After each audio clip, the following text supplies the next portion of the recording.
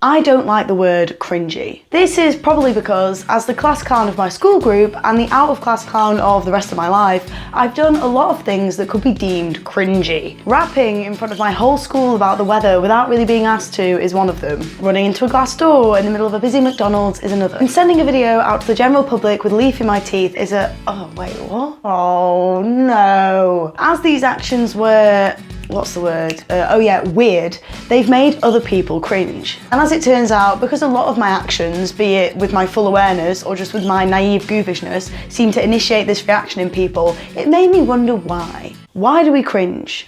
There are a couple of different types of cringing. There's the type when you see someone in physical pain and you yourself also recoil as if you were feeling that pain. And there's the other type, which I'm kind of mainly talking about, which is when you see someone do something embarrassing and it elicits a physical response in you, a bit like this. This second type of cringing is also known as vicarious embarrassment. What a great phrase. Or the Germans call it Fremdscham, which literally translates to stranger shame. And a big part of both types of cringing is empathy. When we watch someone do something, we put ourselves in their shoes and therefore react as if we were going through what they were going through. With physical hurt cringing, we recoil as if we too have been hurt. And with embarrassment cringing, we try and make ourselves as small as possible to hide away from the soul-crushing shame of whatever just happened. Now, actual scientific studies have been carried out to investigate cringing, including this one. This study is fantastic for 3 reasons. Firstly, great title. Your flaws are my pain. Sounds like the lamenting cry of a socialite mother whose child doesn't quite fit society's expectations. Oh, Clarissa, you made an embarrassment of yourself at the ball.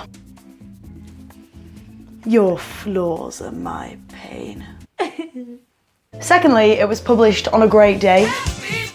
My birthday. And thirdly, it uses the word pratfalls, which is a word that I've never heard before, but yet it still manages to summarise the majority of actions in my life. Classic Sophie and her pratfalls. There goes Sophie pratfalling about again. Would a Sophie by any other pratfall be as much of a prat? But anyway, despite those 3 great things, the actual science is also quite interesting. This paper is studying how people react to seeing other people in embarrassing situations. People taking part in the study were asked to read a series of stories where the protagonist of the story embarrassed themselves in various different ways. The way the person embarrassed themselves in the story was either by accident or on purpose, and was either with self-awareness or without. So for example, something that was by accident and with self-awareness was slipping in mud. Something by accident and with no self-awareness was walking around with an open fly. Something on purpose with self-awareness was burping in a fancy restaurant, and on purpose with no self-awareness was wearing a t-shirt saying, "I am sexy." I personally don't see an issue with that last one, but anyway. As people read these stories, their brain activity was being measured, and they were also asked if they felt embarrassed for the person they were reading about. They also separately took a survey that rated how empathetic they were. Now, interestingly, what was found was when you feel embarrassed for someone, the same brain areas are activated as when you see someone going through physical pain. To be more precise, these brain areas are the anterior cingulate cortex and the left anterior insular. About here and here, but like deeper in the brain. that worked better in my head, but it literally would have worked better if we were in my head. So this seems to show that physical and social cringing aren't that different from one another. Also, the more empathetic people were, the more embarrassed they felt for the people they read about in the stories. And this was supported by neurological data from their brain activity. They had more brain activity in their cringe centers. So feeling embarrassed is hardwired into your brain. I'll remember that the next time that someone cringes at something I do. It'll make me feel better. But why is cringing hardwired into our brains? Humans are sociable animals, and embarrassment is a behaviour that helps to ease social interaction. If we behave in a way that's deemed not acceptable by society, we feel embarrassed as a way to apologise for breaking social rules. It's a submissive behaviour, and it's actually been spotted in other animals when they do things like go for someone else's food but get caught. A sign of humility and modesty, embarrassment can actually lead to social success. A study has shown that we're actually more likely to find someone trustworthy if they're embarrassed by their achievements rather than if they're proud of them. No, stop it. Oh my God, me. yes, winner, it's me. Because if you act without embarrassment, you're essentially saying that you don't really care about the rules that hold communities together, and that is not a good thing. You should always conform. Conform, conform. Cringing, vicarious embarrassment, or Fremdscham, whatever you want to call it, it's a way to create a society of equals. The contagiousness of embarrassment smooths things out. Someone feels embarrassed, you feel embarrassed for them, you kind of feel bad for them, so you forgive them, and you also feel better about yourself. And so that's why we cringe, because of our empathetic nature, and to make sure that everything kind of smooths out and things roll over normally in society. And I'm sure that's exactly how I analysed my actions as I ran into a glass door in a McDonald's in 2010. But during my research on cringing, I actually found out about something that is so incredible, and I wanted to share it with you now. Our brain reacts when we see people feel pain, right? Or when we see them feel embarrassed. Imagine if just from seeing someone experience something, you would then experience it too. There are people out there that this happens to, and they have something called mirror touch synesthesia. This is Joel Salinas. In high school, he saw two girls having a fight, and their tugging of each other's hair gave him a headache. Once he was watching a scene in The Exorcist where somebody's body became contorted, and he felt some twisting in his own spine, felt some sense of suffocation himself. There's another woman called Fiona Torrance. Once she was watching TV and she saw a man kill an otter, and she was inconsolable for weeks, feeling the guilt of that action as if she'd done it herself. Then there's Carolyn Hart, who's chosen a career as a massage therapist. A pretty wise move, because as she gives a massage, because she's watching one being done, she also gets some pleasurable waves of relaxation. It's like she's having her cake and eating it too, except I guess she's giving her massage and feeling it too. Those are all real people, and they all have mirror touch synesthesia. It is an absolutely unbelievable thing. Their brain's response to just seeing other people feel both physical and emotional things is such that they end up feeling some form of it as well. Everyone who has it is affected to a different extent, so I'm going to focus in on one example. My first example, Joel Salinas. Or should I say Dr. Joel Salinas? Yes, I should, because he is a doctor. Yes, like a medical doctor. Like a in a hospital surrounded by patients doctor. Like a doctor, I'm really ill. I know. I feel it too. Doctor. That means that if one of his patients is going into a rage, he can feel himself start to get worked up.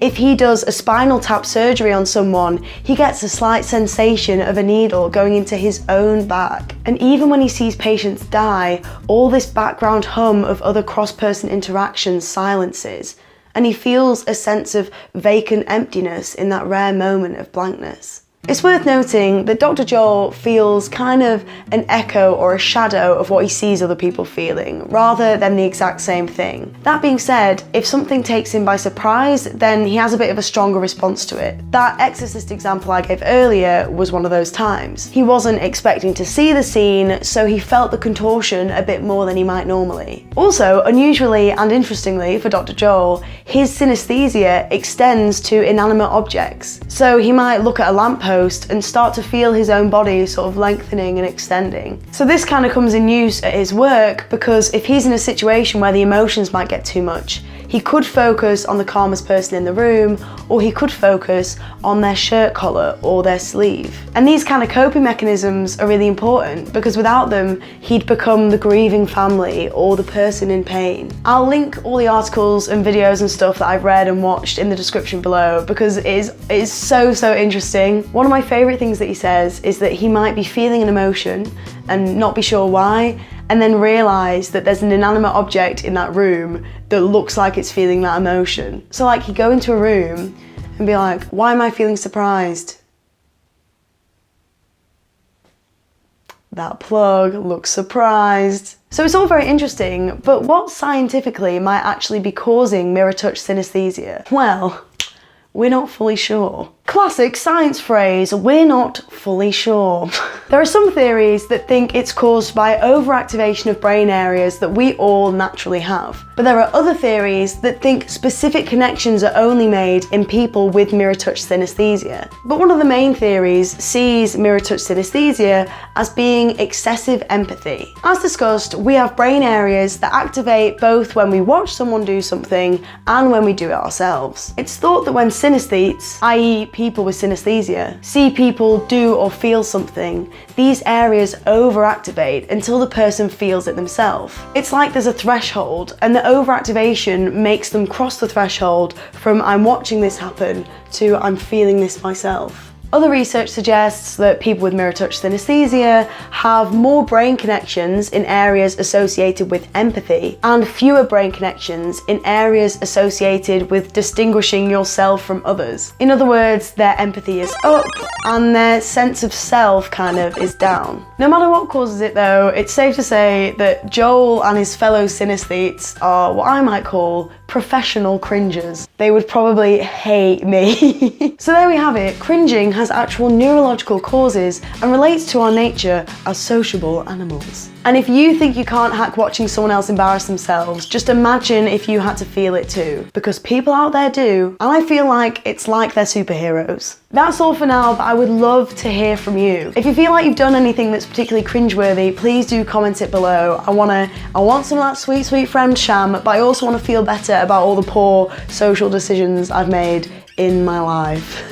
You can also tweet them at me, at Soph's Notes, that's me.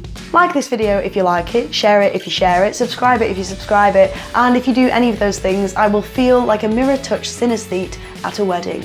I'll be feeling the love. Thank you so much for watching, have a lovely day, and remember to keep asking questions. Except the question, Sophie, why did you run into a glass door in McDonald's in 2010? It doesn't matter why. And here's the summary. Read it if you want to, you don't have to if you don't want to. I'm not gonna make you do anything. Thanks go once more to my sister. One of us, one of us, one of us, one of us.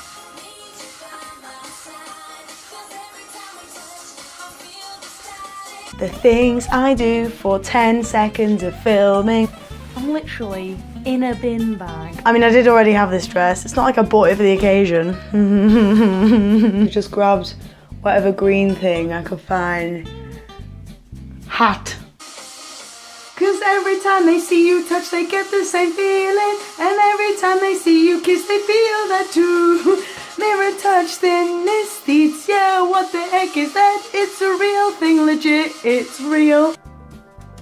Hopefully I've got enough facial expressions in that bit.